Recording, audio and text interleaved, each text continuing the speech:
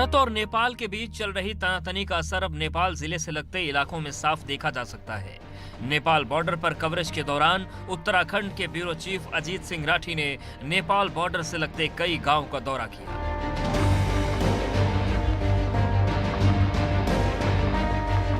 कुमाऊं के धारचूला इलाके की ऊंचाई वाले क्षेत्रों में कीड़ा जड़ी का बेशुमार भंडार है। ये कितने ही परिवारों के लिए आजीविका का साधन है। अंतर्राष्ट्रीय बाजार में कीड़ा जड़ी की कीमत करीब 20 से 22 लाख रुपए प्रति किलो है।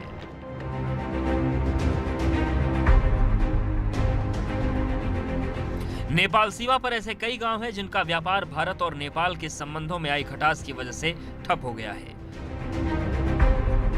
मैं यहाँ ब्यास घाटी के बुधी गांव में हूँ और बुधी गांव से आगे छिया लेक और उसके आगे फिर काला पानी का एरिया शुरू हो जाता है। तो सरहद पर जो नेपाल, चाइना और इंडिया के बीच जो चल रहा है, तो उसके बारे में आपको यहाँ के ग्रामीणों से मुखातिब कराते हैं और उन्हीं से पूछते हैं कि वो क्या उसके बारे में सोचते हैं और किस तरह का फ़र्क पड़ता है। तो आप अपना नाम बताइए। सुनीता रायपा। सुनीता, आपको पता है यहाँ क्या हो रहा है? आजकल तो मतलब यहाँ चाइना और उसमें लड़ाई का हो रहा है, इसलिए हमारे गांव में जैसे बहुत वो नुकसान हो रहा है लॉकडाउन से भी, और इस बार पता नहीं काम काज भी ऐसे हो रहा है। तो व्यापार पर भी फ़र्क पड़ रहा है? व्यापार पर भी बहुत फर्क पड़ रहा है। आप अपना नाम बताइए। प्रकाश सिंह रायपा। प्रकाश जी, क्या है, आपको क्या समाचार हैं आपके पास, किस तरह की सूचनाएं हैं? जैसे चाइना और इंडिया का युद्ध के बारे में तो सुनाई दे रहा है कि, और नेपाल भी अलग से वो कर रहा है, और इसके बाद जो चाइना इंडिया का व्यापार चलता था वो थोड़ा कम हो गया, बंद हो किस तरह गया। का व्यापार था? जैसे आना जाना, जैसे कपड़े हपड़े की और उसके बाद बंद हो गया, और उसके पीछे पीछे नेपाल भी हमको करने चाह रहा है। आप अपना नाम बताइए। धर्मेंद्र रायपा। धर्मेंद्र जी। जी। तो आप जानते होंगे किस तरह का तनाव है इस समय? हाँ, आज के माहौल के हिसाब से जैसे आजकल चल रहा है कि आपका ये चाइना से आया हुआ कोरोना महामारी जो चल रहा है कोविड-19, उसको देखते हुए अभी जैसे चाइना हमारा पूरा बॉर्डर बंद हो गया।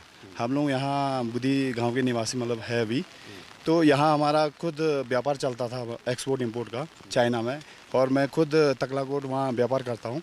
10-12 साल मैंने वहाँ पे व्यापार भी किया है, लेकिन अभी एकदम से ये महामारी चलने के कारण से आपका ये बिल्कुल बॉर्डर बंद हो चुका है। और जो सरहद पर तनाव हो रहा है, ये तनाव तो अब क्या कहे कि देश दुनिया का अलग अलग है अपना अपना, कि बॉर्डर क्षेत्रों में कोई चाइना इंडिया की ओर अपने सीमांत क्षेत्र को बढ़ा के उनको दबाने की कोशिश कर रहा है। इस वजह से भी हमारे यहाँ पे काफ़ी हलचल चल रहा है। कीड़ा जड़ी दरअसल एक तरह का जंगली मशरूम है जो हैपिलस फैब्रिक्स नाम के कीड़े के ऊपर लगता है।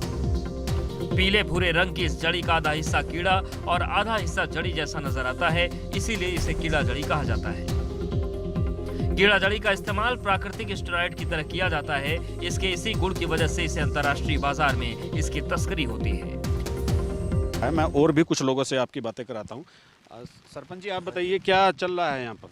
यहाँ वैसे तनाव तो है ही सर, और मतलब इसमें ऐसा कुछ नहीं, मतलब व्यापार भी थोड़ा कमज़ोर है हमारा यहाँ, तो इस वजह से थोड़ा नेपाल और इसमें चाइना का थोड़ा एक वो हो रहा। तो नेपाल तो हमारा मित्र था, कहाँ चला गया? अब मित्र था तो उसमें तो जैसे न्यूज़ में दे रहे, तो उस हिसाब से तो हमारा जो दोस्ती यारी का था वो अब थोड़ा ख़त्म होने जा रहा है। अब कारोबार तो अब क्या कहे कि आज के डेट में जो ये महामारी चल रही है उसके वजह से सब इंडिया में ही सारा लॉकडाउन होने से काम सब बंद हो रखा है, और हमारी पहाड़ी क्षेत्रों में यहाँ जो है जो एक हमारा खास कीड़ा जड़ी कहते हैं जिसे यरसा गम्बू, वो उसके चलते हुए भी हमारा यहाँ पे अपना रोज़गार बिल्कुल बढ़िया चलता था।